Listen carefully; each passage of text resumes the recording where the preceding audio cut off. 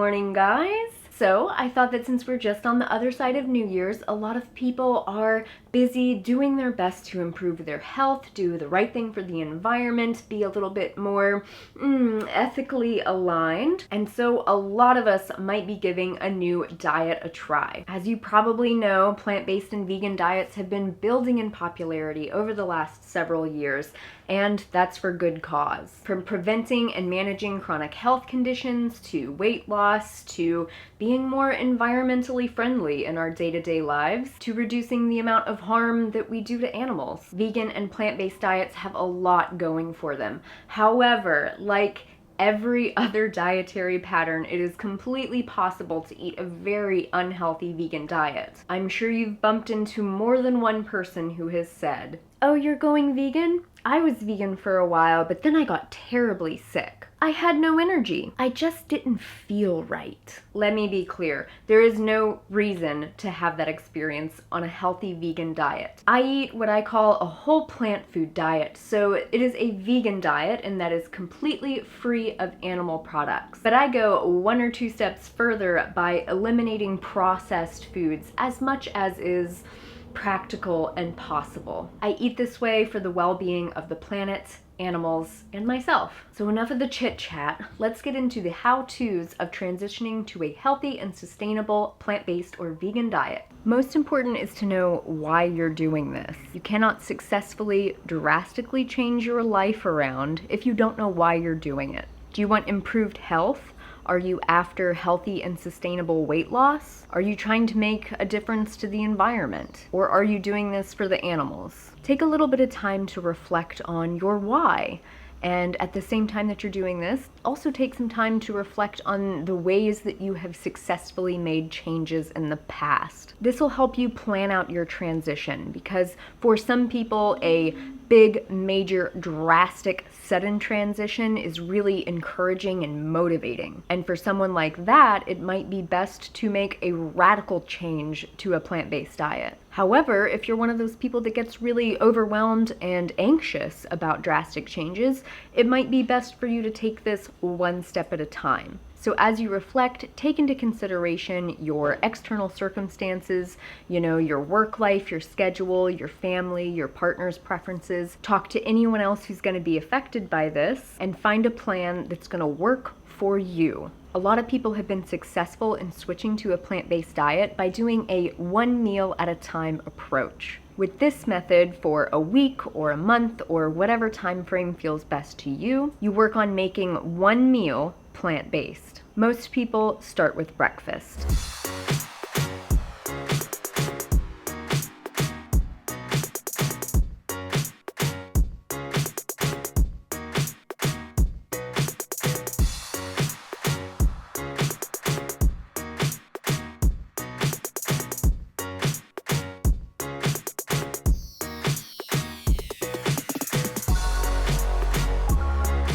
My favorite kind of breakfast is a really nutrient-dense smoothie. You can watch pretty much any of my What I Eat in a Day videos and get a good idea of my regular kind of morning smoothie. My other favorite type of breakfast is also fruit-based, and that is like a fruit cereal kind of bowl. So this bowl has bananas, oats, papaya, and some soaked goji berries, and I just put a little bit of coconut on top for flavor. I soaked the rolled oats in a couple of splashes of unsweetened almond milk for about 20 minutes. Usually for breakfast, I would just have one or the other, but part of the beauty of a whole plant food diet is that sometimes I can eat a lot more food than I usually do, and there are pretty much no consequences. This smoothie tastes really healthy. This tastes really good. When switching to a plant-based or a vegan diet, I think one of the most important things you can do is turn your meals into a celebration of the abundance of plant foods. In my experience working with people who are transitioning, one of the biggest mistakes people commonly make is to instead focus on what they can't eat. So many people are thinking, oh, but I love meat, I love eggs, I love dairy, how am I gonna live without cheese? But if you instead focus on how many amazing, delicious, filling, sustainable, healthy, whole plant foods that you can stuff into your face on a daily basis, you'll just naturally forget about those foods that you can't eat anymore. One of my favorite resources for focusing on the abundance to crowd out all the other stuff that we don't need is the Daily Dozen app. It's put out by nutritionfacts.org. It's totally free. It's really simple to use. And when you turn it into like a fun game of seeing if you can check off all the boxes on your daily dozen, before you know it, you'll just realize that you don't have room in your daily diet for those foods that you used to eat. Though I will say that when you are first transitioning and you are substituting out all of those foods that you used to eat and really enjoy with new plant-based alternatives, it is so easy to fall into an all too common trap. And this trap takes out a lot of newbie vegans. And that is to depend on meat and cheese substitutes. Over the last 5 or 10 years, the plant-based meat and cheese substitution market has exploded. It's like there's something new to try every day. Your options are officially limitless. However, these fake meat and cheese and dairy substitutes are usually just that.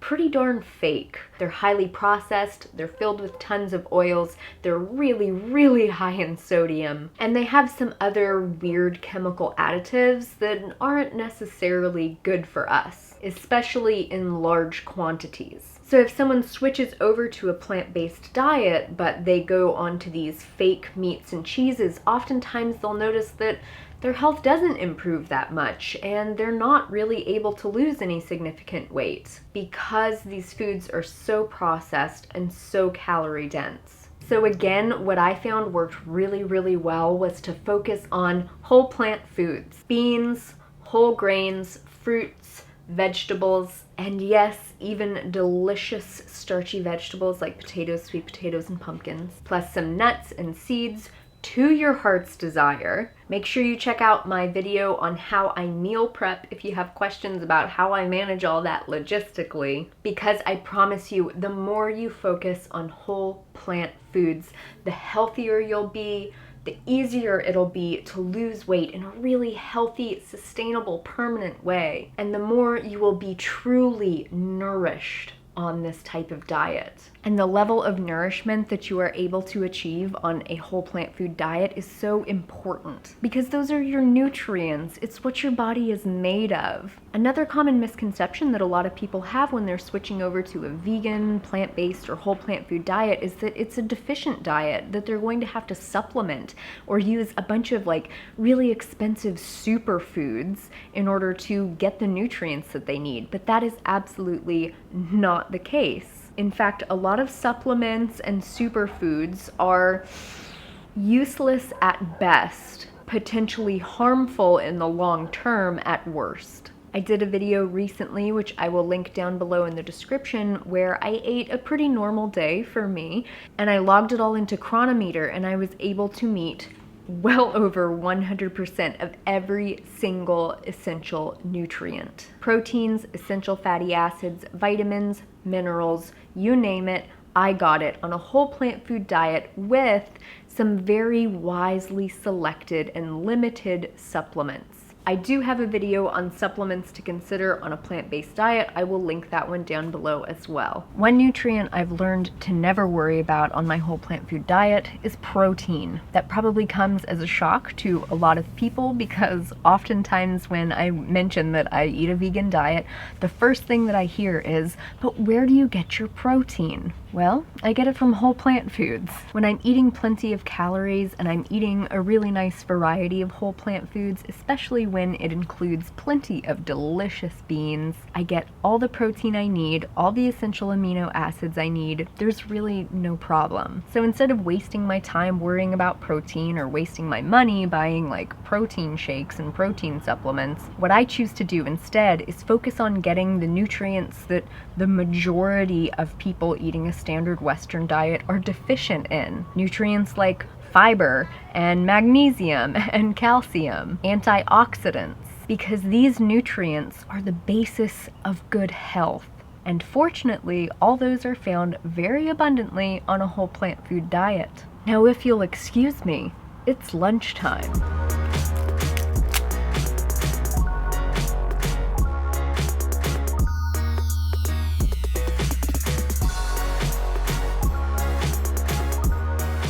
There is my beautiful lunch. I put some green cabbage and a little bit of cilantro on top. When you're eating a plant-based diet, especially if that is a whole foods plant-based diet, the volume of food that you are not only allowed to eat, but you should eat is much larger than it is on a standard Western diet. On a standard Western diet, the dietary staples like meat, dairy, and eggs are very calorie dense, which means that for a small volume of food, they pack a big caloric wallop.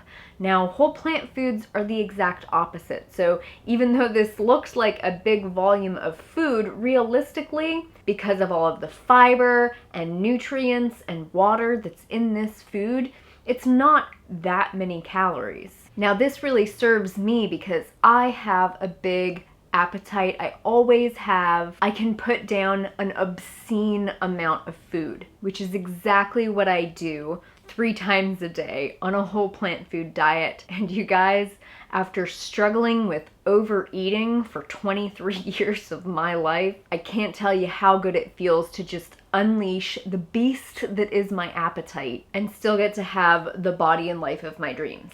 That said, the transition onto a whole plant food diet can sometimes be a little bit difficult because people aren't necessarily used to eating this kind of volume of food, nor are their digestive tracts perhaps used to the large quantity of fiber that's present on a whole plant food diet. So if people aren't able to eat enough, or if their digestive tracts aren't prepared to digest and assimilate all of the nutrition that's in this fibrous whole plant foods, then people can end up feeling kind of low energy because they're not eating or absorbing enough calories. So if your digestive tract is not used to this volume of fibrous foods, take it slow. I highly suggest planning your transition over the course of at least a month. Start with breakfast, move on to lunch, then dinners of whole plant foods. Slowly get yourself used to eating large servings of these fibrous and nutritious foods. Make sure you chew well, and just know that if your digestive tract feels a little bit gaseous, too quick, just know that you will adapt over the course of several weeks if you are consistent. Most people who transition this way find that after a few weeks, their digestive tract is perfectly capable of absorbing all of the nutrition that's found in whole plant foods. Their energy levels skyrocket. The satisfaction they feel after meals is much increased. And other common issues that they used to have with digestion, like indigestion or constipation, go away. All right? So I'm gonna eat this big, beautiful whole plant food lunch, get some work done, and I will see you guys for dinner.